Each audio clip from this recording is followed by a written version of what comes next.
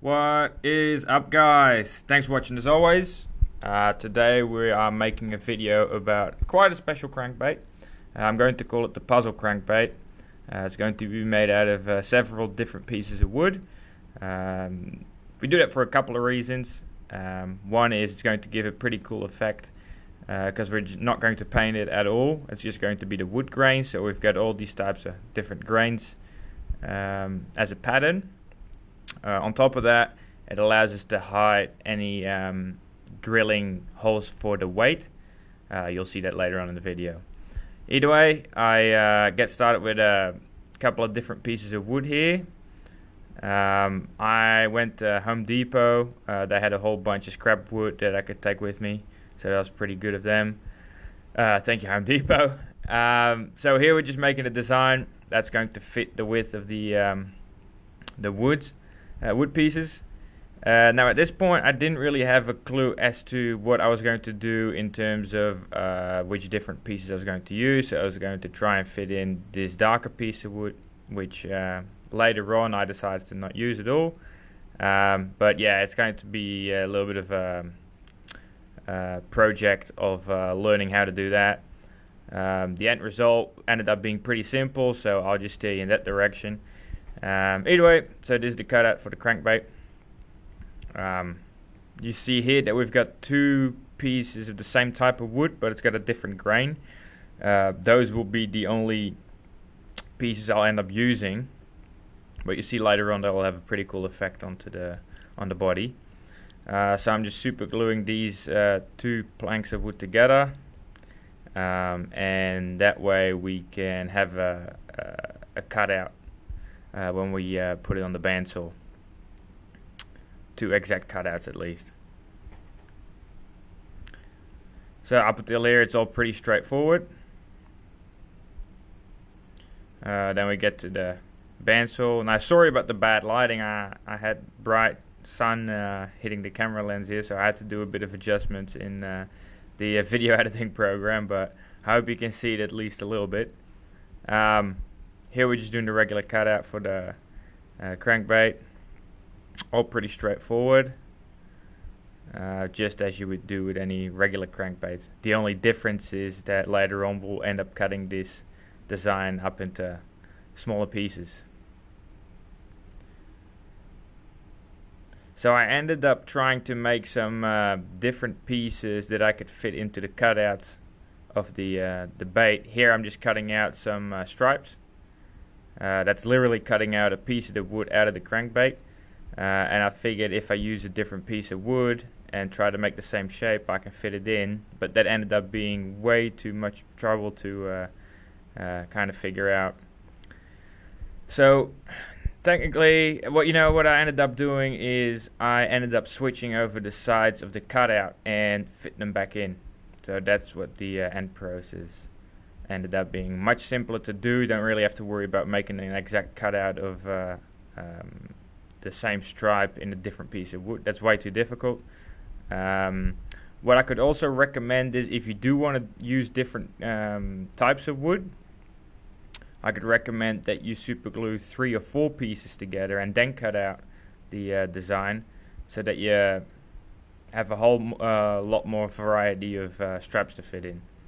Now I know it sounds awfully difficult at this point. Once I start putting the pieces together, literally, it'll make a lot more sense. So here I'm getting the pieces cut out.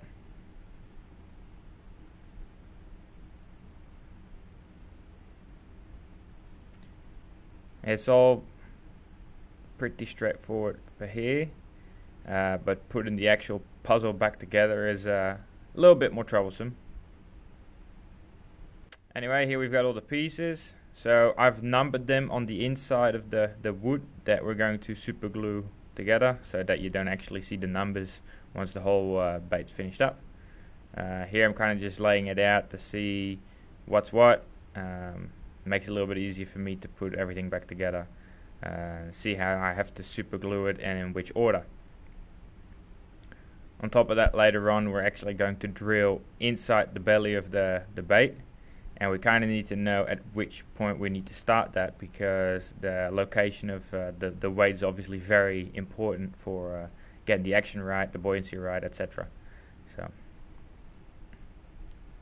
one thing I will tell you right now, actually the crankbait I'm designing is actually going to be a single hook model, so it's going to just have a tail hook, not a belly hook.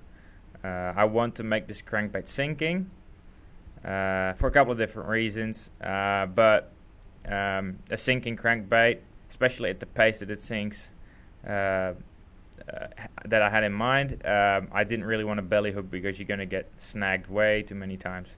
So that might make a lot more sense in terms of the design. So here we've super glued all the pieces together. Now as you can see, I've switched over sides so that we'll have different wood grains kind of on different sides, so it kind of interacts with each other. It creates a new pattern, which looks pretty cool in the end result, but you'll see that as it comes along.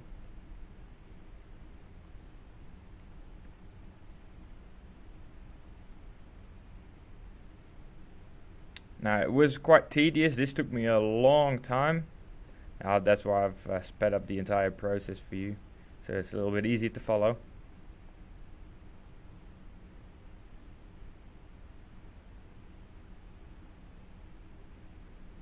As you can see, it's starting to slowly take shape now.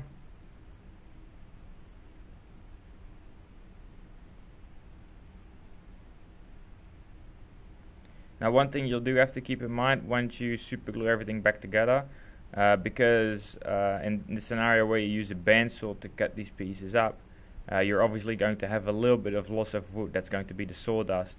So you're going to have a little bit of, sometimes a little bit of spatial issues in terms of putting it properly back together. There you can always use sawdust and super glue it so it kind of fills up the gaps that you're missing in order for it to be a better fit. I've actually done it on the outside a little bit as well, just to make it more of a smooth transition. It actually looks really good. It gives it a bit of a dark stripe on the outside, but you'll see that in a bit.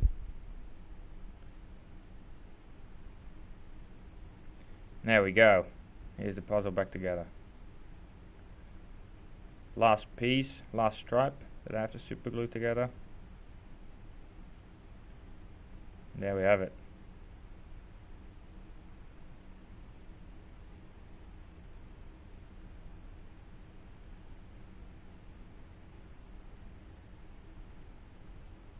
Now I have to make sure that I know which ones need sawdust and which stripes don't before I start off, because it's easy to forget, and that's going to completely ruin your design if you don't put it back together properly. So it's good to take your time with this process.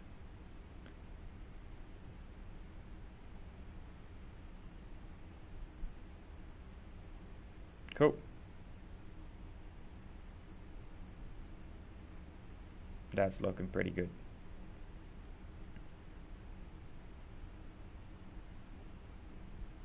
As you can see, we get the numbers here. So number 4, we're going to have a little bit of a design of where the weight hole is going to be. Now I later on realized that it might be a bit too far up the front, so we're going to super glue a couple of pieces together and then start drilling. That way the weight's mostly located in the belly and not just the head. If I would start drilling at number 4, then it would be a bit too much trouble. So we're going to super glue a couple of pieces together, as you'll see, and kind of start going from there. So that's going to be the last piece that we're going to super glue together. That's where I'm making the weight hole indication right there, and that's going to be all attached in one piece, so that we can drill directly through all the pieces in one go.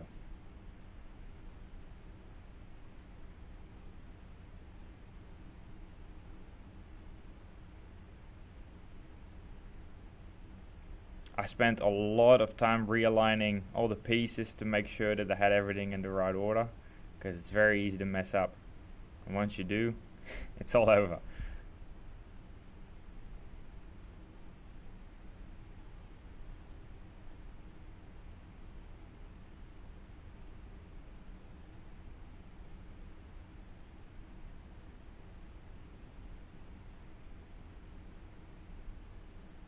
Here you see me put all the pieces together.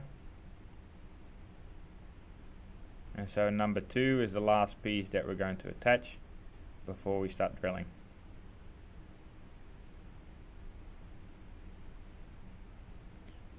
Now in last video I actually used a little canister to heat up lead and actually pour it in a hole, and that's exactly the same thing that we did this time. I've got a little bit of a fireplace. I do use breathing protection simply because lead fumes are very, very bad for you. But that's been working quite well. Instead of going to the trouble of trying to drill a hole the exact same size as the weight that you're using has to be, this just allows me to have a fitted pour of lead in exactly the spot that I want to. So as you can see here, the lead's already poured in. We're just scraping some of the excess bits out so that we can super glue everything else together properly and the lead's not in the way. Here we just trim it a little bit.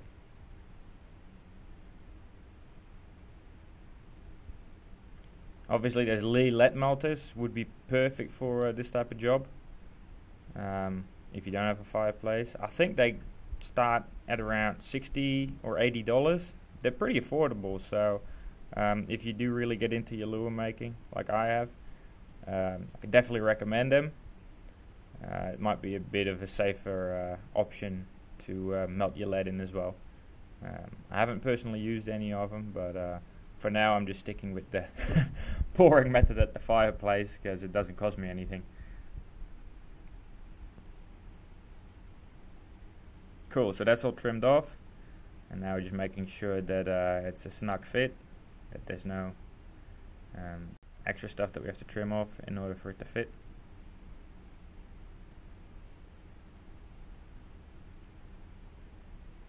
And that looks pretty good. Now you'll see what I mean with hiding the weight hole. There's not going to be any drilling on the outside of the bait, so we can epoxy the wood properly and it won't show any sign of drilling, which is pretty cool. It's quite similar to certain swim bait designs that have got a drill hole for the weight on the inside of the hinges, on the joints, which obviously are hidden once you put the whole swim bait together. There we go. So we're putting back all the pieces here.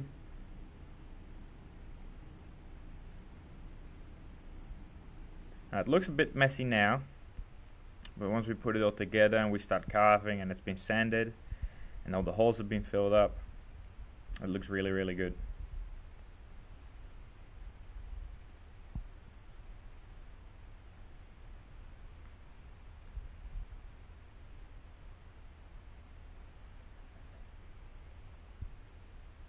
Now all the tail is left, and we've got everything super glued up. Cool. Last piece.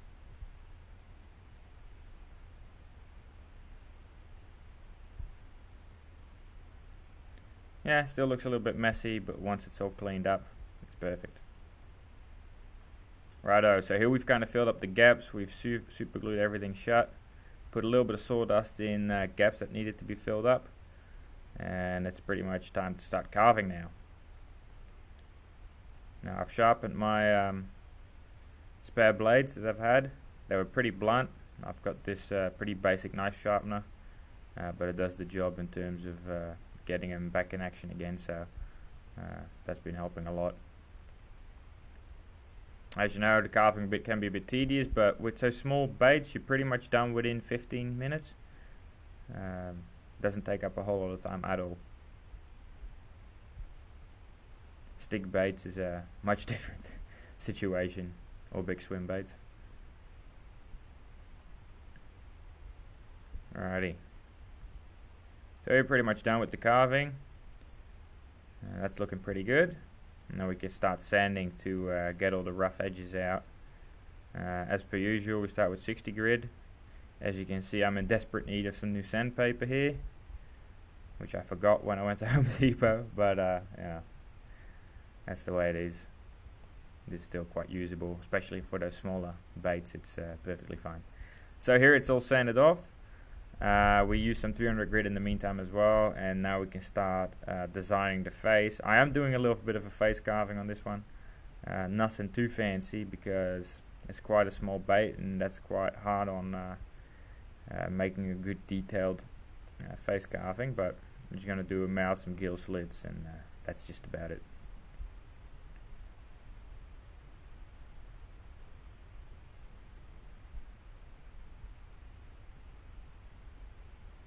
And since I've got the finished product right here in front of me, I can tell you that it looks really cool since the carving goes over different sections of wood. It just gives it some extra depth and detail.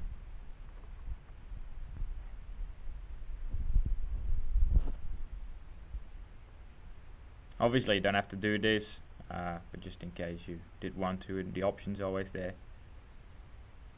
If you're not very experienced with carving a face or scales or whatever, best thing to do is to start off on a large lure, a large bait, simply because it doesn't require a whole lot of precise cutting, whereas with small lures like this one, it's much more difficult.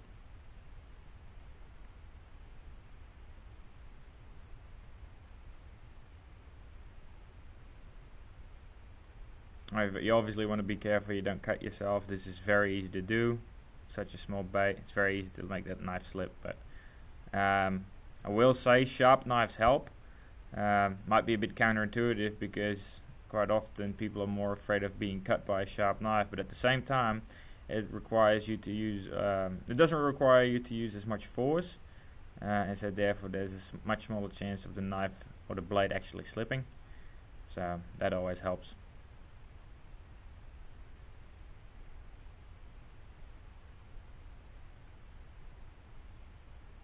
Again, quite a tedious process, but the end result speaks for itself.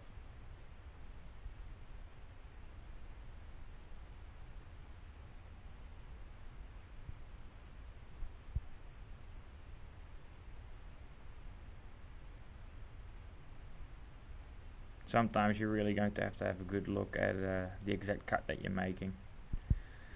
So here it's pretty well done, and we're just sanding it with 300 grit to smooth out the gill slits and stuff, the mouth, etc. And once that's all done, we can start fitting in the swimming lip. Now, just like last time, I'm not using any Lexane. We're just using a design that I make with paper. Here I folded in half to get a symmetrical design, and then use it a compartment separator from a tackle box again, just in, like I did with the rat lure video, and that helps us quite a lot because it's a fair bit more flexible than Lexane is. Lexane might be a slight bit tougher, but I sometimes like flexible lips. Really helps prevent damage on the lip. As well as it's a lot easier for it to jump over stumps whenever it hits a rock or a tree stump underwater. I really like the flexibility in the lip, so that's some stuff you can easily use. Very easy to shape as well. You can just carve it, whereas Lexane is a little bit tougher. Alrighty, so we're fitting on the eyes. That's always the finishing touch. Well, I guess the epoxy is, but the eyes make it kind of come alive, give it character. So that's that. Looking good. Quite content. Now it's time for the epoxy and obviously the pull test, as you can see here. Now when I let this bait sink, it has a bit of a wiggle. I don't think it will stabilize any further once it's got a tail hook. Obviously we're not going to have a belly hook, but it swims really good. It holds its depth quite well, and the cool thing is it kind of wiggles all over the place. Now it's kind of like a scatter wrap from Rapala. They kind of move all over the place because of a curved diving lip that they've got. This really has to do with the sinking design of the crankbait, how big the amount of weight is that's in the belly. So it kind of just scatters all over the place, and when I pause it, it actually sinks. Has a bit of a wiggle on the sink as well. Cool thing is, this actually allows me to fish it kind of like a lipless crankbait. Now, the problem that I've had with lipless crankbaits in the past is that they sink like, well, pretty much like a brick. And on those cold days where they might like sinking lures, really prevents me from being able to fish it very, very slowly. This bait, I can pause and it sinks very, very slowly and holds its depth quite well. So that's pretty neat. Another problem that I've had with lipless crankbaits is that you kind of have to rip it in order for the rattle to get going, or the vibration at least to get going. With this one, I can just slightly lift the rod tip and it just starts swimming immediately, so that's really good. This would allow it for it to be used in shallower ponds, for example here in Turtle Creek during cold snaps. That's perfect. Now, I do know the warmer weather is coming up, but we still have got some cold weather before it starts kicking off in terms of the spring weather, so this lure might be very useful for that. So either way, very happy with the results. Swims great, very usable, and yeah, all round great lure. So thank you for watching, guys. I hope you enjoyed the video, and till next video. Cheers.